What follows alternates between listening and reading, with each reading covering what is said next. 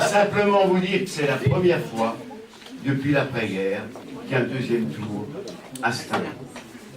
Bravo.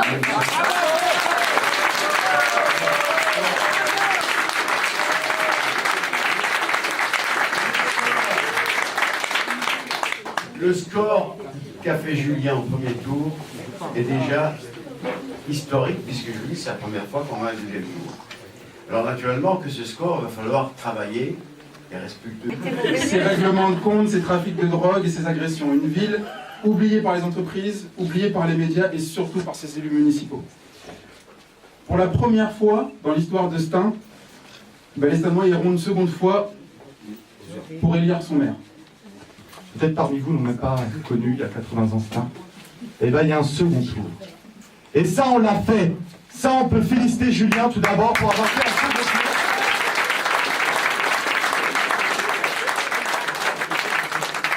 Le score réalisé ici permettre d'approcher un score qui n'avait jamais été égalé et qui vient chatouiller, et plus que chatouiller, bousculer, troubler, perturber celui qui souhaite manifestement s'inscrire dans les pas de l'actuel maire. C'est un exploit, c'est une réussite, c'est un succès absolument extraordinaire. Donc, merci à vous tous d'avoir permis cette réussite et dans l'élan, poursuivons le travail, poursuivons l'effort. La victoire est vraiment à portée de main. Je le crois, la victoire est à portée de main. Il y a quelques